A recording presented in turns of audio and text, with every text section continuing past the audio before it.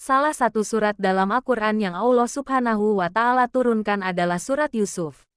Surat ini menceritakan sejumlah kisah Nabi Yusuf alaihissalam dari berbagai peristiwa hidup yang pernah dialaminya. Lantas, seperti apa riwayat tentang Yusuf alaihissalam yang diceritakan dalam kitab suci Al-Quran? Simak kisah Nabi Yusuf singkat dari lahir sampai wafat yang dikabarkan Ibnu Katsir dalam kitab Qasas Al-Anbiya pada uraian di bawah ini. Kisah mimpi Nabi Yusuf. Yusuf alaihissalam merupakan satu dari 12 anak Nabi Yakub alaihissalam. Dan Yusuf adalah satu-satunya putra Nabi Yakub yang memperoleh tugas kenabian dari Allah. Bermula dari mimpi yang dialami Nabi Yusuf ketika beliau masih kecil. Di dalam mimpinya, beliau melihat bulan, matahari, dan 11 bintang bersujud kepadanya. Para ulama menafsirkan bahwa bulan dan matahari dalam mimpi Nabi Yusuf mengisyaratkan kedua orang tuanya. Adapun 11 bintang merujuk kepada jumlah saudara Yusuf yang sebanyak 11 orang. Ketika Nabi Yusuf terbangun dari tidurnya, beliau menceritakan mimpinya itu kepada ayahnya, Nabi Yakub. Dari sinilah, Yakub mengetahui kalau Yusuf kelak akan menjadi orang yang berkedudukan tinggi serta punya derajat mulia di dunia dan akhirat.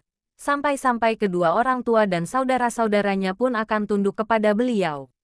Mendengar mimpi itu, kemudian Nabi Yakub pun berpesan kepada Yusuf untuk tidak menceritakan mimpi itu kepada 11 saudaranya. Pesan tersebut bermaksud supaya tidak muncul kedengkian di hati saudara-saudara Yusuf hingga mungkin mengantarkan mereka untuk melakukan kejahatan ataupun tipu daya terhadapnya. Kisah Nabi Yusuf dibuang ke dalam sumur. Melalui surat Yusuf, Allah juga menceritakan bahwa saudara-saudaranya iri terhadap Yusuf dan saudara kandungnya, Bunyamin.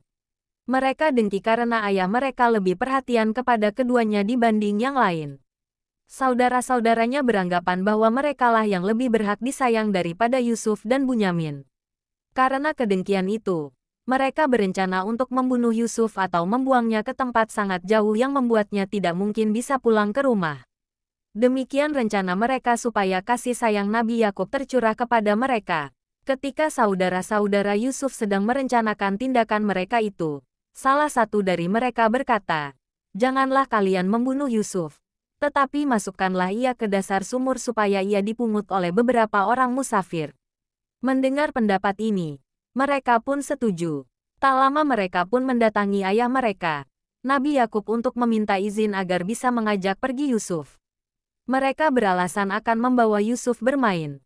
Nabi Yakub sebenarnya ragu untuk mengizinkan Yusuf diajak oleh anak-anaknya itu. Namun mereka terus meyakini Nabi Yakub bahwa mereka akan mengawasi Yusuf dengan sungguh-sungguh. Dengan berat hati, akhirnya Nabi Yakub memberi izin kepada mereka untuk membawa Yusuf pergi. Kala di perjalanan, saudara-saudara Yusuf mulai melancarkan rencana mereka. Mulanya mereka menghina dan mencaci maki Yusuf dengan tindakan dan ucapan. Lalu saat melihat sebuah sumur yang cukup jauh dari rumah mereka, mereka pun memasukkan Yusuf ke dalamnya. Setelah berhasil memasukkannya ke dalam sumur, saudara-saudaranya mengambil baju Yusuf dan melumurinya dengan darah kambing. Kemudian mereka pulang ke rumah dan menemui Nabi Yakub untuk melapor kejadian palsu. Mereka bersedih seraya menangis di hadapan ayah mereka dan menjelaskan bahwa Yusuf dimangsa serigala. Lalu mereka memperlihatkan baju Yusuf telah berlumuran darah sebagai pembuktian kepada ayahnya. Sebenarnya, Nabi Yakub tidak percaya begitu saja terhadap pengakuan anak-anaknya. Namun Yakub hanya bisa berpasrah dan menyerahkan segala kepada Allah Subhanahu wa Ta'ala. Kisah Nabi Yusuf diperjualbelikan sebagai budak. Kala saudara-saudaranya telah pergi meninggalkannya, Yusuf duduk di dalam sumur sembari menunggu pertolongan Allah kepadanya. Beberapa lama kemudian datanglah para musafir ke sumur yang ada Yusuf di dalamnya. Musafir ini adalah rombongan pedagang dari Syam yang hendak menuju Mesir. Saat salah satu dari mereka mengambil air dari sumur dengan mengulurkan tali timba ke dalam lalu menariknya kembali ke atas, tiba-tiba Yusuf menggelantungkan diri pada tali timba itu.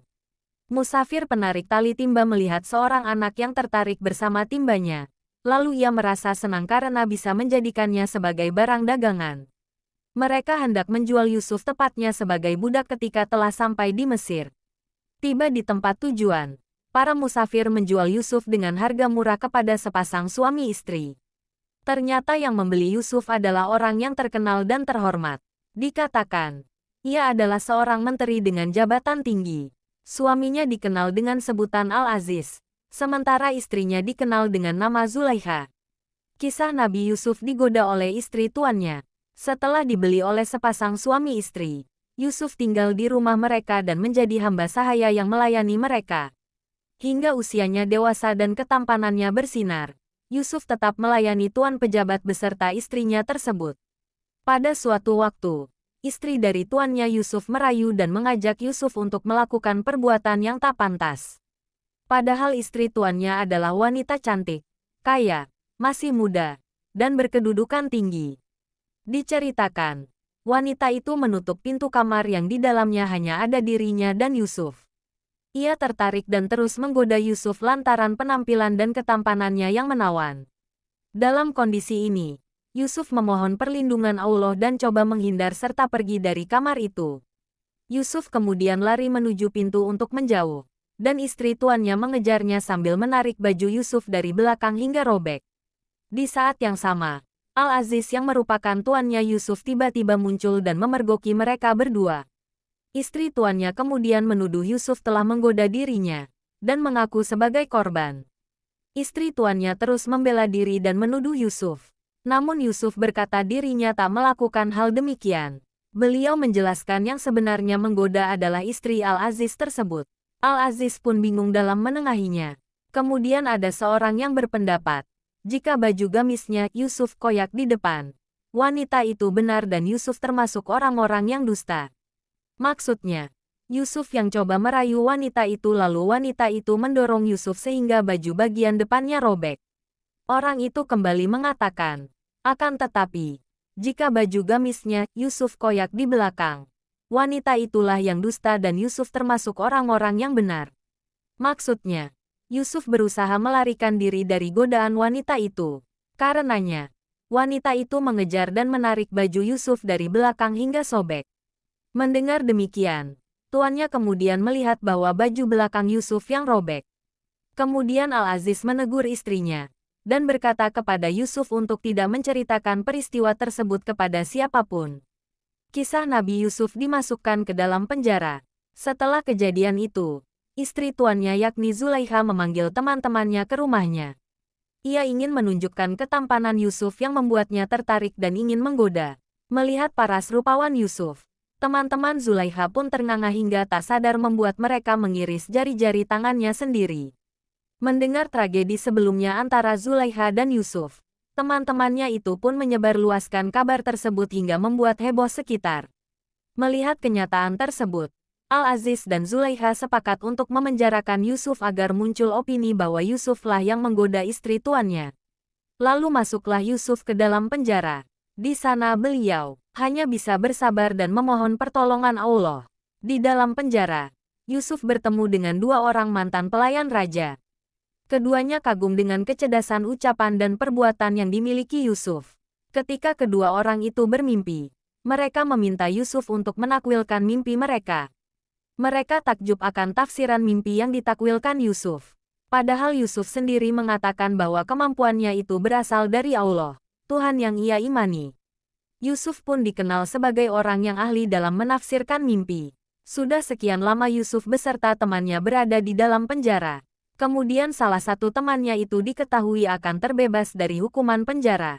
Lalu Yusuf berkata kepada temannya yang selamat untuk menceritakan tentang dirinya kepada tuannya itu, alias raja. Menceritakan tentang dirinya di sini, maksudnya memberitahu raja akan keahlian takwil mimpi yang dimiliki Yusuf. Setelah keluar dari penjara, temannya Yusuf yang kembali menjadi pelayan raja itu lupa akan pesan yang diberi Yusuf untuk menceritakan tentang dirinya. Kisah Nabi Yusuf menafsirkan mimpi sang raja. Suatu ketika Raja Mesir kala itu bermimpi dalam tidurnya, dan mimpinya itu membuat ia cemas. Raja itu bermimpi seakan-akan ia berada di tepi sungai. Lalu dari dalam sungai muncul 7 sapi betina dengan tubuh gemuk. Ketujuh sapi betina itu merasa senang berada di padang rumput yang subur. Setelah muncul 7 sapi gemuk, dalam mimpi Raja muncul kembali 7 sapi bertubuh lemah dan kurus. Anehnya, ketujuh sapi yang bertubuh kurus itu ikut bersenang-senang dengan 7 sapi betina bertubuh gemuk. Kemudian sapi-sapi bertubuh lemah memakan 7 sapi betina yang gemuk. Dengan mimpi tersebut, kemudian Raja Mesir terbangun dari tidurnya dalam keadaan terkejut. Lalu ia tertidur lagi, dan mendapatkan mimpi aneh lagi yang berbeda. Mimpi-mimpi yang Raja dapati itu membuatnya khawatir dan cemas. Raja pun menceritakan mimpi yang diperolehnya itu kepada para pembesar kerajaan dan kaumnya. Tapi tak ada satupun dari mereka yang bisa menakwilkan mimpi sang raja. Dalam situasi tersebut, pelayan raja yang pernah dipenjara bersama Yusuf mengingat bahwa Yusuf mahir dan pandai menafsirkan mimpi. Kemudian ia berkata kepada sang raja dan kaumnya, "Aku akan memberitakan kepada kalian tentang orang yang pandai menakwilkan mimpi itu, maka utuslah aku kepadanya." Raja pun membolehkan dan mengutus si pelayan untuk menemui Yusuf di penjara. Setelah itu, Yusuf pun dibawa menemui raja. Raja Mesir lalu menceritakan mimpinya tentang 7 sapi gemuk dan 7 sapi lemah kepada Yusuf. Di hadapan raja, Yusuf pun menakwilkan bahwa akan datang musim subur dan makmur selama 7 tahun. Setelah itu, datanglah musim paceklik yang penuh kesulitan selama 7 tahun pula. Selain menafsirkan mimpi raja, Yusuf juga memberikan solusi terbaik bagi mereka untuk mengatasi krisis yang akan terjadi. Beliau memberikan gambaran jelas kepada mereka tentang kondisi yang terjadi ketika datang tahun-tahun dipenuhi dengan kemakmuran dan tahun-tahun yang diwarnai kekeringan atau paceklik. Setelah mendengar kepandaian dan kecermatan Yusuf dalam menakwilkan mimpi dan memberi solusi, Raja Mesir menawarkan Yusuf untuk terlepas dari berbagai tuduhan yang disandarkan kepadanya dan yang membuatnya dimasukkan penjara. Namun Yusuf menolak, dan meminta raja untuk mengkonfirmasi kebenaran dari tuduhan tersebut lebih dahulu kepada tuan dan istri tuannya yang terdahulu, yakni Al-Aziz dan Zulaikha. Setelah raja mengkonfirmasi kepada mereka, didapati bahwa tuduhan tersebut adalah palsu dan Yusuf tidaklah bersalah. Yusuf tidak pernah menggoda maupun merayu Zulaikha, melainkan beliau adalah orang yang baik lagi terpuji. Setelah jelas tidak bersalah, Raja Mesir kala itu membebaskan Yusuf dari penjara dan membersihkan nama baiknya yang tercoreng akibat tuduhan palsu. Kisah Nabi Yusuf memperoleh kedudukan tinggi. Setelah bebas dari penjara, Raja Mesir berkata kepada Yusuf, "Sesungguhnya kamu, mulai hari ini menjadi orang yang berkedudukan tinggi dan dipercayai di sisi kami." Yusuf pun berkata kepada Raja, "Jadikan aku bendaharawan negara Mesir. Sesungguhnya aku adalah orang yang pandai menjaga dan berpengetahuan." Raja pun memberikan kekuasaan tersebut kepada Yusuf dan percaya bahwa ia akan menjaga amanah yang dibebankan kepadanya. Setelah menjadi orang yang berkedudukan tinggi, Yusuf pun menikah dengan Zulaikha karena tuan terdahulunya itu meninggal dunia dan Zulaikha telah kembali menjadi wanita yang bermartabat. Dikatakan bahwa Zulaikha juga masih saudara dengan Raja Mesir. Dengan itu Raja Mesir pun mempercayakan jalannya pemerintahan kerajaan Mesir kepada Yusuf. Sudah beberapa lama Yusuf memerintah dan kala Mesir dilanda paceklik, 10 saudara Yusuf yang dahulu membuangnya ke dalam sumur datang ke istana untuk menukar bahan makanan. Saudara-saudaranya tidak mengenali Yusuf yang telah menjadi penguasa Mesir tersebut karena telah terpisah puluhan tahun. Namun ketika mereka memasuki istana, Yusuf mengenali mereka. Mereka menjelaskan maksud kedatangan mereka yakni untuk menukar bahan makanan kepada Yusuf karena terjadi musim paceklik. Mereka juga menerangkan keadaan keluarga hingga jumlah anggota keluarga mereka. Yusuf pun memberikan bahan makanan kepada mereka. Tapi Yusuf menyadari bahwa saudara kandungnya, Bunyamin, tidak datang bersama mereka. Kemudian Yusuf meminta mereka untuk kembali ke istana dengan membawa satu saudaranya yang tidak ikut kala itu. Kisah Nabi Yusuf bertemu kembali dengan keluarganya. Kembalilah saudara-saudara Yusuf ke kampung halaman dan menceritakan kepada ayah mereka yaitu Nabi Yakub bahwa penguasa Mesir ingin bertemu dengan saudara mereka, Bunyamin. Mereka juga menyadari bahwa penguasa Mesir tersebut memberi jatah makanan kepada mereka dan bukan barter bahan makanan yang telah mereka tawarkan. Sehingga mereka berkata kepada Nabi Yakub untuk mengizinkan Bunyamin ikut ke istana kerajaan supaya bisa mendapatkan jatah makanan lagi. Dengan segala penjelasan dan janji teguh yang dibuat anak-anak Nabi Yakub terhadapnya, kemudian Yakub mengizinkan anak-anaknya untuk membawa Bunyamin kepada penguasa Mesir kala itu, yakni Yusuf. Dibawalah Bunyamin untuk bertemu Yusuf. Saudara-saudaranya yang lain pun membawa barang-barang yang akan ditukar dengan bahan makanan. Setelah mereka sampai di istana untuk berdiskusi terkait penukaran barang, Yusuf bertemu dengan Bunyamin lalu ia mengungkapkan identitas aslinya. Penguasa Mesir tiba-tiba mengungkapkan bahwa dirinya adalah Yusuf. Saudara-saudara Yusuf keheranan. Tapi Yusuf menegaskan, "Akulah Yusuf. Dan ini saudaraku, Bunyamin." Setelah mengetahui bahwa penguasa Mesir adalah Yusuf, lalu Yusuf memerintahkan kepada saudara-saudaranya untuk membawa baju yang ia kala itu beliau pakai kepada ayahnya, Nabi Yakub. Yusuf pun juga memerintah agar sang ayah, Nabi Yakub beserta keluarganya yang lain untuk dibawa ke Mesir supaya bisa bertemu dengannya. Demikian Nabi Yakub bersama keluarganya datang ke Mesir untuk menemui dan berkumpul kembali dengan Yusuf setelah puluhan tahun terpisah. Kisah wafatnya Nabi Yusuf. Setelah Yusuf menyadari bahwa nikmat yang diberikan Allah kepadanya telah sempurna, yakni menjadi nabi, dengan dirinya yang telah berkumpul lagi dengan keluarganya, serta menjadi penguasa Mesir, beliau juga sadar bahwa kehidupannya di dunia adalah fana. Maka dari itu, Yusuf memohon kepada Allah agar diwafatkan dalam keadaan memeluk Islam dan berharap kelak dipertemukan dengan hamba-hambanya yang soleh. Sebelum Yusuf wafat, Allah terlebih dahulu mewafatkan Nabi Yakub. Dijelaskan bahwa Nabi Yakub menetap di Mesir bersama Yusuf selama 17 tahun. Sebelum wafat, Nabi Yakub berwasiat kepada Yusuf agar mengebumikannya di wilayah Syam di sisi makam kakek dan ayahnya, yaitu Ibrahim dan Ishak. Demikian Nabi Yakub pun wafat pada usia sekitar 140 tahun. Beberapa tahun setelah kepergian ayahnya, Yusuf juga dipanggil Allah ke hadapannya. Beliau wafat dan juga dikebumikan di tempat pemakaman orang tuanya. Itulah sejumlah kisah Nabi Yusuf singkat dari lahir hingga wafat.